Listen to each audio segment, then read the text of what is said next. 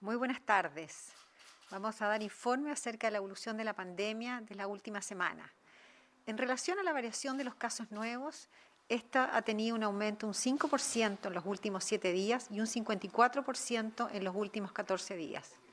Del total de las regiones, 5 disminuyen sus casos en los últimos 7 días y ninguna lo hace en los últimos 14 días.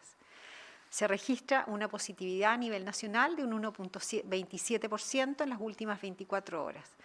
Con respecto a la región metropolitana, esta tuvo una leve disminución de un 1,3% en los últimos 7 días y su positividad es de un 1%. Estos datos nos demuestran una tendencia favorable de la evolución de la pandemia. Sin embargo, es importante decir que vemos un leve aumento en la tasa de incidencia en los menores de 30 años. Esto incluye a los niños que recién están comenzando su proceso de vacunación. Sugiere que hay un aumento de la circulación viral, particularmente en esa población susceptible, es decir, que no está vacunada.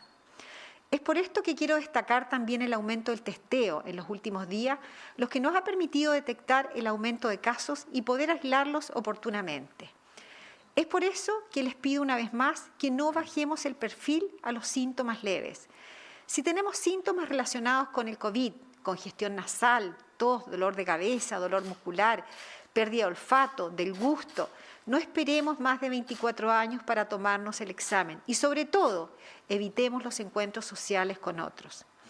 Es importante tomarse el examen de manera preventiva y también hacerlo de forma periódica, incluso cuando no tengamos ningún tipo de síntomas. Esto incluye a los niños, ya que casi 170.000 niños de 0 a 14 años se han contagiado y es clave detectar a tiempo si tienen el virus para que no contagien a otros. Ellos también deben cuidarse en las juntas y las reuniones sociales, tal como lo hacen en el colegio. Es parte de nuestra responsabilidad individual y social. ¿Y por qué es tan importante? Hay un dato que es clave. Más del 64% de los casos Delta que hemos encontrado en nuestro país se han presentado sin ningún tipo de síntomas. Por lo tanto, el mensaje es a seguir cuidándonos y a testearnos.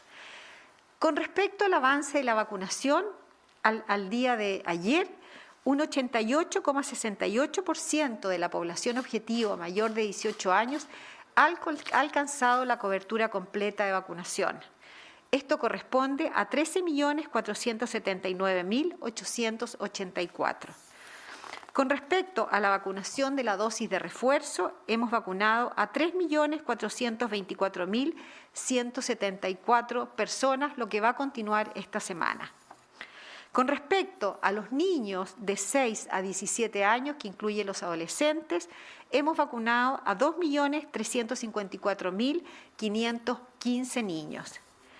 La semana pasada iniciamos el proceso de vacunación a los niños de 6 a 11 años en el colegio y gracias al esfuerzo de la atención primaria, Seremis de Salud, Ministerio de Educación y muchos actores, hemos llegado a vacunar a 441.098 niños.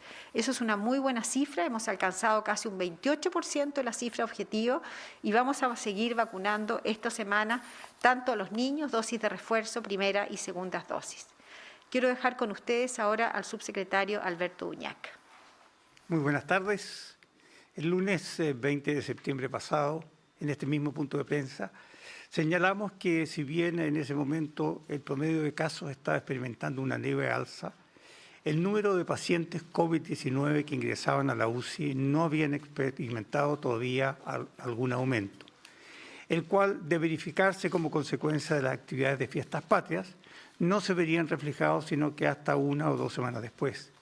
El día de hoy, transcurrido ya 15 días por 18, estamos en condiciones de hacer un pequeño balance en cuanto al impacto de las fiestas patrias en la ocupación de camas críticas en nuestro país. En primer lugar, podríamos decir que la evolución de los casos confirmados, como se muestra en la gráfica en este año 2021, el promedio actual es de 714, lo que demuestra un leve aumento que comenzó un poquito antes de Fiestas Patrias. Estas cifras han tendido a la estabilización en los últimos días y esperamos que se mantenga así. A pesar de este discreto aumento de los contagios, el número de pacientes COVID que se han ingresado diariamente a una unidad de cuidados intensivos en las últimas semanas no ha evidenciado un cambio significativo. En el día de ayer se reportaron solo 13 pacientes que ingresaron a una UCI, 131 pacientes menos que en la primera ola y 224 que en la segunda ola. Y tal como lo hemos reforzado en todos los puntos de prensa, la edad constituye un factor de riesgo importante de infectarse y a consecuencia de la infección, requerir una cama de cuidados intensivos.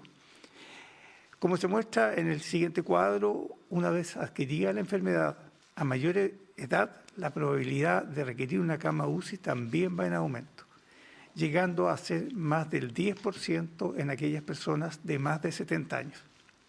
Este riesgo aumenta hasta 5 veces en aquellas personas que no están vacunadas. Es por esta razón que insistimos en nuestro llamado a todos aquellos rezagados que por calendario les corresponda la dosis de refuerzo, que por favor acudan a vacunarse y que mantengan las medidas de autocuidado, ya que el aumento de la movilidad, producto de las menores restricciones que tenemos hoy día, aumenta la probabilidad de contagio. Finalmente, y a pesar de todos los esfuerzos y el gran trabajo que se ha realizado por todos los equipos de salud de la red integrada público-privada, en lo que va de esta pandemia, han fallecido por causa del coronavirus más de 37.000 ciudadanos de nuestro país. Si analizamos el número de decesos en las últimas semanas por esta enfermedad, podemos observar que afortunadamente la mortalidad ha mantenido una tendencia sostenida a la baja en el último mes, disminuyendo casi un 70% desde la semana del 21 de agosto. En la semana del 14 al 24 de septiembre, que es la última reportada, se reportaron 68 fallecidos por COVID-19. Quiero destacar que tanto Chile como Uruguay son los países de la región con las cifras más bajas de exceso de mortalidad y a la vez con los mayores niveles de vacunación de sus respectivas campañas y población objetivo. A diferencia del año pasado, hoy contamos con un 88,6%, como dijo la subsecretaria Daza, de la población objetivo con su esquema de vacunación completo contra el COVID-19. Sin duda, esto ha sido clave para evitar que los casos nuevos terminen siendo casos graves. A continuación, quiero dar los anuncios respecto a la evolución del plan paso a paso. Es importante señalar que las modificaciones son a partir del día miércoles 6 de octubre. Avanzan a apertura inicial en la región de Tarapacá, la comuna de Colchane, en la región de O'Higgins, Doñihue, en la región del Biobío, Cabrero, en la región de los ríos, Futrono, y en la región de los lagos, San Pablo. Retroceden a preparación a partir del día miércoles en la región de Tarapacá, la comuna de Iquique, en la región de Ñuble, Ningüe, en la región del Biobío, San Rosendo y Alto Biobío, en la región de la Araucanía, Angol, en la región de los ríos, Payaco. Antes de dar la última modificación del plan paso a paso, me quiero detener un momento para informar el cumplimiento de un nuevo hito en nuestro país. Por primera vez en 18 meses, una región completa avanza a apertura avanzada, una fase que traduce una situación epidemiológica especial, con baja incidencia de casos, alta tasa de vacunación, baja ocupación de camas UCI y efecto que se ha mantenido en forma sostenida en el tiempo. Sin duda, eso es un reconocimiento al gran trabajo de todos los habitantes de la región, autoridades locales, funcionarios, gremios y ciudadanía toda. En esta fase no existen restricciones de aforo en ningún tipo de actividad, siempre y cuando las personas cuenten con su pase de movilidad. Las restricciones quedan circunscritas para aquellas personas que no cuenten con su esquema de vacunación completo. Avanza a apertura avanzada a partir del día miércoles toda la región de Magallanes. Muchas gracias, subsecretaria. Bueno, este es un gran anuncio para la región de Magallanes. Quiero felicitar a los habitantes de Magallanes, porque ha sido un esfuerzo de todos después de tantos meses y con tantas restricciones. Y en este sentido quiero hacer un llamado también a que se sigan cuidando. Esta es una situación donde el pase de movilidad cumple un rol fundamental, porque todas las actividades permiten no tener un aforo completo, no hay una restricción de aforo, siempre y cuando cuenten con su pase de movilidad habilitado. Eso significa que no basta solamente tener el pase de movilidad, sino que esto tiene que leerse con el teléfono y que esté habilitado, porque quiero recordar que también el pase de movilidad puede suspenderse por tener un sumario sanitario o por ser caso, contacto estrecho o por ser por viajero. Así que muchas felicitaciones a la región de Magallanes. Vamos a pasar ahora a las preguntas, por favor. Autoridades, buenas tardes. Ángela del Canto del Líbero. ¿Qué balance hacen del primer fin de semana sin toque de queda? ¿Hubo denuncias de casos de incumplimiento de normas sanitarias? Y lo otro, después de 560 días, ¿creen que el fin de la restricción nocturna puede desatar casos parecidos a lo que está ocurriendo en España, por ejemplo, con las aglomeraciones masivas en las calles? Bueno, con respecto al balance de este fin de semana, todas las autoridades, las Seremis de Salud a lo largo de todo nuestro país, hicieron fiscalizaciones. Sí se pasaron sumarios sanitarios en la región metropolitana, se han pasado 16 sumarios sanitarios a distintos centros nocturnos por distintos motivos, por no respetar el aforo, por aglomeraciones, por no respetar el distanciamiento. En algunas otras regiones del país, particularmente en la región de Magallanes, se pasaron 3 sumarios sanitarios también algunos centros nocturnos, y así ocurrió en varias regiones de nuestro país. En general, vamos a continuar con las fiscalizaciones de una manera importante, particularmente en la noche, porque sabemos que es ahí cuando muchas veces las personas no respetan el pase, el distanciamiento, las medidas de autocuidado.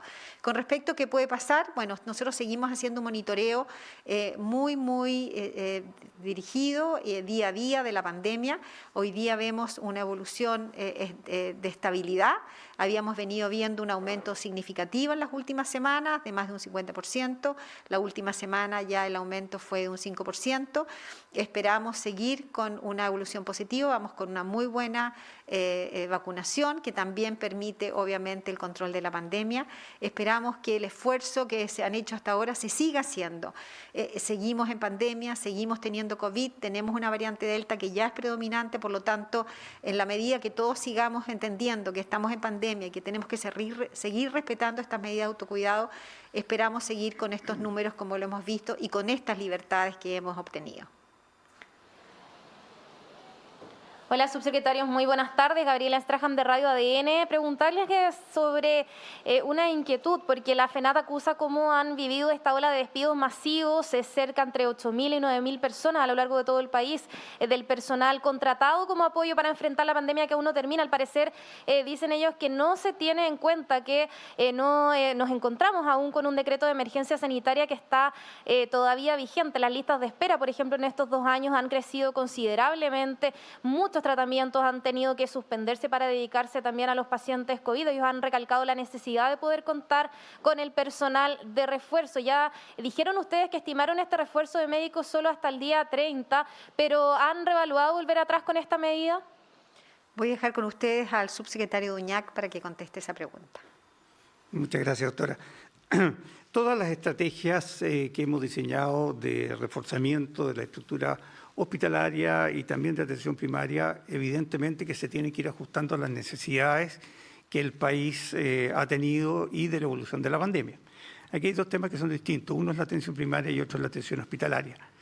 Me voy a referir primero a la atención primaria, que en realidad justamente las medidas que se han tomado van en el sentido de quitarle obligaciones al personal de la atención primaria y traspasársela a la Seremía de Salud, de modo tal de que todo el personal de la atención primaria justamente se pueda abocar a su trabajo habitual, dedicarse a la vacunación y a la atención de los pacientes que habían visto postergada justamente su atención. Así es que aquí hay un reforzamiento de las capacidades de la atención primaria para resolver sus problemas. En cuanto a la atención hospitalaria, que es un poquito distinta, siempre dijimos que fuimos adaptando el sistema hospitalario a las necesidades de la pandemia. En los momentos más críticos, los meses de junio y julio, ¿no es cierto?, cuando teníamos más de 40.000 casos activos y más de 4.000 pacientes hospitalizados, necesitamos una gran cantidad de personas para dar satisfacción a las distintas estrategias que implementamos. Una era las camas UCI, otra eran hospitalización domiciliaria, otra eran llevar remedios a los pacientes a sus domicilios, otra eran duplicar los servicios de urgencia, etc. Situación que hoy día, cuando tenemos apenas 4.000 casos y 2.200 pacientes hospitalizados en UCI, no son necesariamente útiles y nosotros tenemos que irnos adaptando. En el momento más álgido de la pandemia, contratamos 32.000 personas adicionales. De esas 32.000, aproximadamente un tercio eran personas que hacían turnos extra, dobles turnos, triples turnos, horas extraordinarias, y por tanto hoy día esas personas tienen un merecido tiempo para volver a sus labores habituales y descansar. 13.000 personas van a ser incorporadas al sistema público de salud, 13.000 nuevas personas que van a reforzar nuestras dotaciones. Y debo señalar que vamos a prácticamente duplicar la capacidad instalada que teníamos de camas UCI previo a la pandemia. Con este tremendo esfuerzo que se ha realizado, vamos a dotar a nuestro sistema público de salud con prácticamente el doble de las camas que teníamos previamente. También vamos a crecer en unidades de cuidados intermedios. Por tanto, lejos de estar despoblando, digamos, o debilitando el sistema de salud, lo estamos reforzando. Y evidentemente que si esta situación se vuelve a complicar, evidentemente que vamos a volver hacia atrás a reforzar y reactivar todas aquellas iniciativas que sean necesarias. La siguiente pregunta. ¿Cómo están? Muy buenas tardes. Una pregunta que hemos hecho con anterioridad, pero atendiendo que la pandemia es dinámica, ustedes mismos lo han dicho, y algunos ejemplos en el exterior. ¿Qué pasa con la mascarilla? La decisión es no innovar respecto a su uso, pese a, por ejemplo, ahora que Magallanes va a pasar a la etapa avanzada, de mayor avance, digamos, del plan paso a paso. ¿Eso por ahora no se va a innovar? Sí, con respecto al uso de mascarillas, queremos reiterar que sabemos que es una de las medidas más eficientes para disminuir la posibilidad de contagio como medida de autocuidado. Por lo tanto, por el momento, a pesar de la muy buena evolución que tenemos en la pandemia, es una de las medidas que vamos a mantener porque sabemos que es fundamental, particularmente cuando las personas tienen encuentros con otras personas que no comparten habitualmente. La siguiente pregunta. ¿Cómo están? Buenas tardes, Karina Zúñiga de Canal 13. Quería preguntar con respecto a qué pasa con los recursos para la trazabilidad en la atención primaria.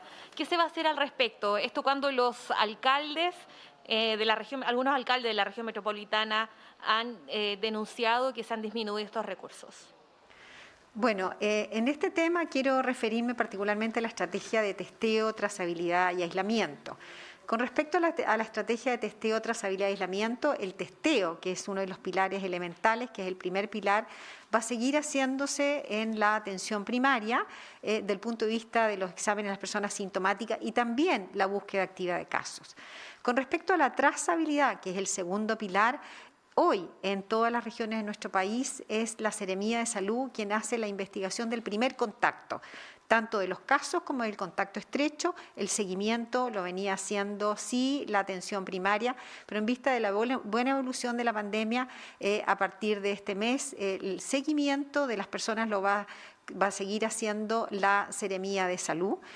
Con respecto a este punto particularmente, nosotros hemos reforzado una estrategia que es el control de aislamiento domiciliario que está haciendo la Seremía de Salud, donde no solamente fiscalizan en los domicilios para asegurar que los casos y los contactos estrechos se encuentren en aislamiento, sino que también es una herramienta que se usa con una dupla sociosanitaria donde se hace educación y se verifica que las personas cumplan adecuadamente su aislamiento tratamiento si no son trasladadas a una residencia sanitaria.